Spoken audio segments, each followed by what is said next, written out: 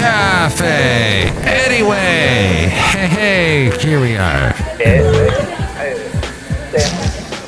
Mike's Daily Podcast. FF episode 2594. 2594. It's Mike Matthews. I like to say numbers in various ways. Mike's Daily Podcast. It's a podcast at Café Anyway, somewhere in Podcastro Valley on this beautiful spring day. It's getting nice here in California. Hey, did I tell you in the last podcast that my lovely lady friend, she gave me a CD boombox, and it's awesome because now I can Mike's Daily Podcast. listen to CDs again. So many laptops don't have the CD drives. Now I could Mike's rip Daily what I do have, Podcast. the CDs, to Yeah. a hard drive, and then I would take the hard drive and play it. It gets complicated. I used to have this Logitech system called Squeezebox that allows you to play music off of the hard drive of your computer through a device that could be on the opposite side of your house, and it gets fed through the Wi-Fi. And this technology is way over 10 years old, and I use that quite a bit. I would get into things, though, where the song would stop. It would suddenly stop. There'd be no song there. I'd be like, what's going on? So you know what would fix that? They probably fixed that since then, although I don't think the Squeezebox is still in any kind of development or production. But to those of you that know what I'm talking about, perhaps you could correct me. And if you want to, there's my website, mikesdailypodcast.com, and all kinds of ways to get a hold of me. I was talking a lot about artificial intelligence, and any intelligence would be good in this world in which we live, where there seems to be such a lack of intelligence. But I did ask the Chat GPT in my Bing app on my phone the following question.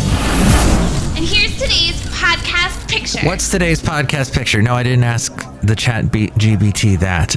And I'm going to refer to the Chat GPT with the pronoun her. She uses the pronouns she, her, and they. Wait, is that how that works? So, what she did was, well, her voice sounds like it's a woman. I could be wrong, but what she said to me was, I said to her, I want you to write and sing me a song about coming home from work. Oh, the late great Basil the Boxer used to love it when I would come home from work. He'd bark and he'd be happy and he'd bring me a little tennis ball. And then I'd throw the tennis ball and he'd bring it back. And this would happen a couple more times and then he'd be done. Now I have a cat named Rocky, a little kitten, and he comes home and he's all excited and he jumps on this couch and he starts to scale me like I'm a tree and he wants me to hold him in my arms and he's so happy and he's purring. That's what I did. But he actually fetches all the time, this cat. If I'm sitting on the couch, all of a sudden he comes over with a toy, like a little spring or a little ball. He wants me to throw it to him. It's hilarious. So I asked the AI the following question about the writing me a song about getting home. And she starts singing this. She doesn't sing it, but she recites this song. I've been working hard all day trying to make some money, but now it's time to call it quits and head back home to my honey. I'm getting home from work. I guess this is the chorus. I can't wait to see your face and give you a big hug and a kiss. I guess it could work. I'm getting home from work. I can't wait to see your face and give you a big hug and a kiss. Oh, this is the next line. Can he kiss? I'm getting home from work. I can't wait to relax with you and cuddle on the couch and watch Netflix. She rhymed kiss with Netflix. Wow. Netflix apparently did not have the best earnings report recently. And then she says, "You're the best part of my day. You always make me smile. You're the reason I get up in the morning and the reason I go the extra mile. I'm getting home from work. I'm getting home from work. I can't wait to tell you how I feel and whisper sweet nothings in your ear. I'm getting home from work. I'm getting home from work. I can't wait to show you how I love you and make this night one to remember." Okay. Thank you. That was a pretty nice song. Listen, by the time you hear this, you're going to hear a couple of things. You probably know a couple things that I just found out. One is that Larry Elder is running for president. 2, Biden is going to announce he's going to run for president tomorrow. This is what I have heard. 3, let's see, Larry Elder. Oh, yeah, he announced it on Tucker Carlson. And he's got a website, elderforpresident.com. I never met Larry Elder, but I work at a radio station that carries him. So that's my connection to that. And the other big news is that tomorrow, which is maybe when you're listening to this, April 21st, it is National Kindergarten Day. Do you remember kindergarten? German word. I vaguely do. Remember, it was like in a little house that was attached to the school. That's all I remember. You will travel into the incredible universe. Let's see. It's also National Chocolate Covered Cashews Day. That's pretty specific. It's actually a couple of very specific things day. National Clean Out Your Medicine Cabinet Day. And National Yellow Bat Day. As in a bat, as in a, like, I guess what you play baseball with. Oh, that was the other big news today. The A's are moving to Las Vegas. And there were so many people in Oakland holding out hope as we go outside of Café Anyway. We were bringing Mike's Daily Podcast somewhere in Castro Valley, the last place on earth. Anyway, that they would move to the waterfront. I'm gonna walk on up to the waterfront. Simple Minds, great song. Before they did Hey, Hey, Hey, Hey. Ooh. Jim Cure. And then the waterfront was all excited. It was like, oh, we're going to have the A's here in a big old stadium. It's going to be right on the water. And San Francisco, they've built their stadiums on the water. Well, we can do it too. We're going to do it too. Look at us. And it never happened. Instead, they're leaving the A's. They're not going to be playing by water. They're going to be playing by sand. Dry, hot sand. And drunk casino people that reek of cigarette smoke. And gamble and throw all their money away. Because I'm like very anti gambling. I've just known too many people that have destroyed their lives with it. So you're not going to hear any positivity out of me with that. So, yes, Netflix. In fact, the S&P 500 fell for the first day in 3 as companies, including Netflix and Morgan Stanley, posted decline. They had posted results and saying that they had not done so well and were declining. The front panel will close automatically. Please remain seated. Writers Guild of America has approved a TV and movie writers' strike. The union wants studios to regulate the use of what I was just using, AI. As you can probably guess why. And Netflix is no longer sending out DVDs. And the guy that I do his podcast, I produce his podcast for him, Rob Black and Your Money, he wrote the following line. A DVD-less Netflix is still scratched up. Now, Netflix was brilliant. They said, why do we need all this warehouse space to keep our DVDs? Let's just keep renting them out and tell the people they can hold on to them and we'll send you a new one when you send us back the DVD. So their inventory was always on the move, was always being mailed. And then they did a phenomenal job with getting streaming to work. I remember the early days of Netflix streaming was horrible. I knew a couple people that tried to use it and it's terrible. But then it just took off. Well, exactly 1 year ago, Netflix dropped the bombshell that it had lost subscribers for the first time in 10 years. Yes, it took a whole 10 years until subscribers finally said, I had enough.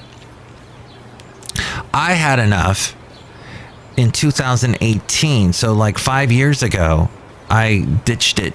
Actually, at the end of 2017, I said, no more Netflix. And I still say there's nothing on there I want to watch. I think the last thing I watched was a Ken Burns documentary on the Roosevelts, Teddy and FDR. And I watched it, I crammed it because I knew I was going to have to renew the next day. And I canceled the auto pay and I said, that's it. And so I knew I had to watch it all before they took it away from me. Then I met my lovely lady friend, and we're coming up on our anniversary, and she subscribes to Netflix. Although I'm wondering why we do, because we hardly ever watch it.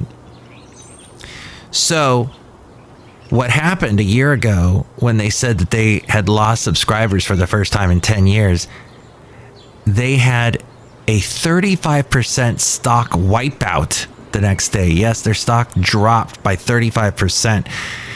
And that would have been the best time to buy, if you believe in them. I actually know someone who works for me part-time, works there full-time. And he says things are going great over there. Except for the following. The stock went from 640 down to 175, but it is now back to 320. At one point, it was at 640, so still half of what it was. Fast forward to April of this year, and they are still shaky. The Micah and Paul relationship, post-pod. I'm not sure exactly what that means. I just said it, and I hope I delivered it with confidence, but I have no idea what that means.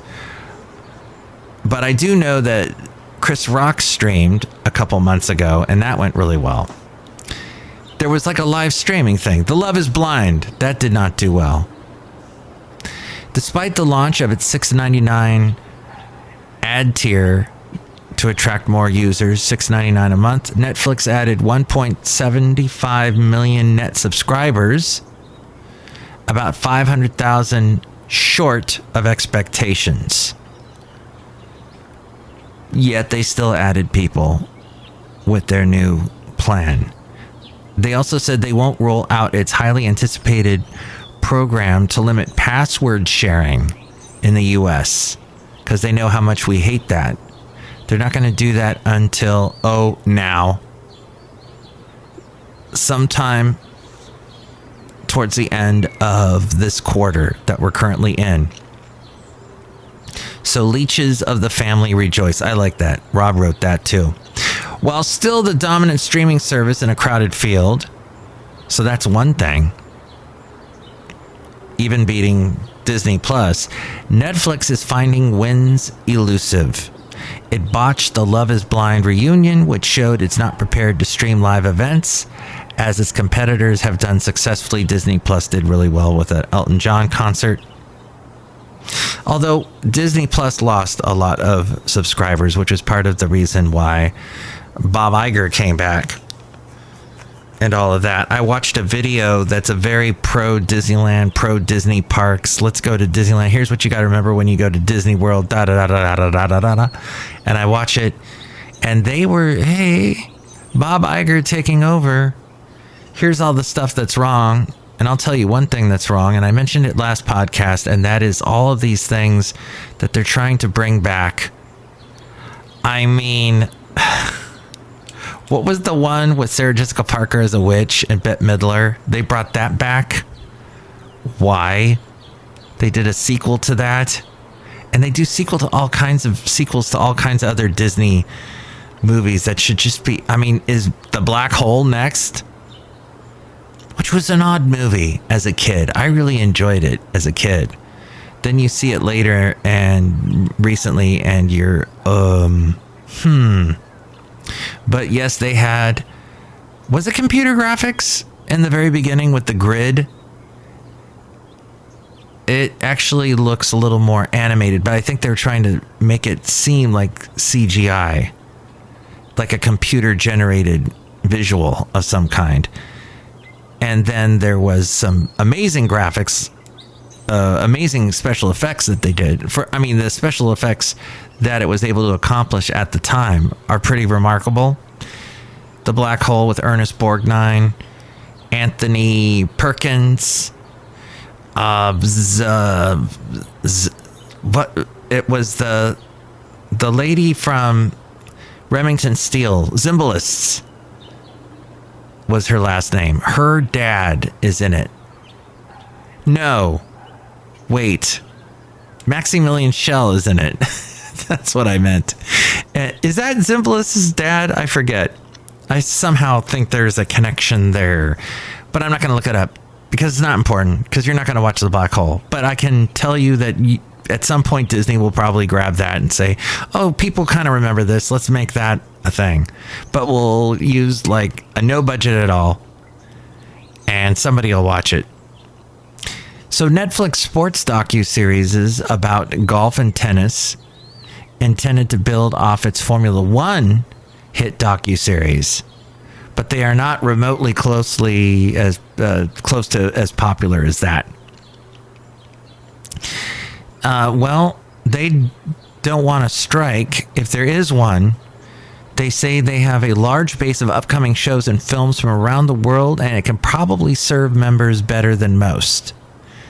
It wants to go into post-production or pre-production with all that stuff as quickly as possible. But the password sharing crackdown, when it happens, could give Netflix that much needed boost in new subscribers, though it will upset a lot of subscribers. The company believes that 100 plus million people are watching on an account that they don't pay for. Wow. So fascinating. That's all that's going on in the world. Oh, and one last thing. The cost of college room and board is rising even faster than tuition. That blows my mind, because I just heard rent was coming down for the first time. But it is causing students to rack up deliriously high student loans, and in some cases leading them to drop out altogether. That's bad. That's bad. And there you go. Hey, we're outside a Café Anyway, somewhere in Podcastro Valley, the last place on earth. Look who's here. Hi, Mark. It's Benita the Rodeo Queen. How y'all doing? How about my horse Kelly? As a disgruntled fiddle player tell you what. What? It's a really nice day out here. It sure is. I'm feeling a bit of the, what do you call them? Allergies kind of bugging me right now. Oh. Is that why your voice is a little bit deeper than usual? Yeah.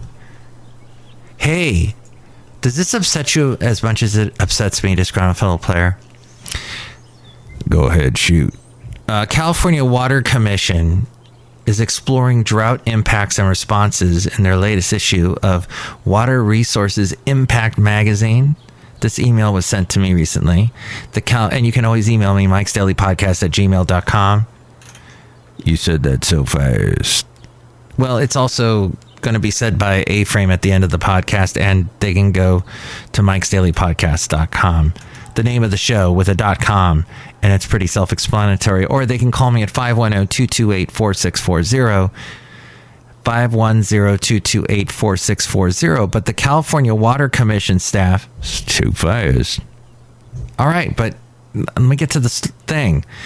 The California Water Commission staff has acted as guest editor for 2 issues of Water Resources Impact magazine, featuring articles on the topic of prolonged drought in California.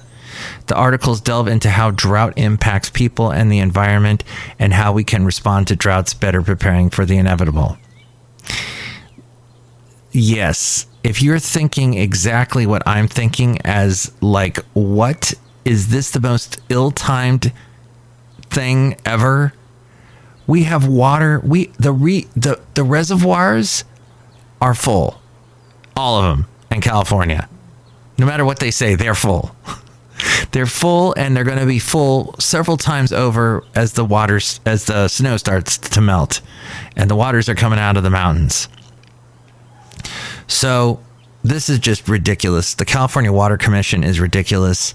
This Water Resources Impact magazine is ridiculous.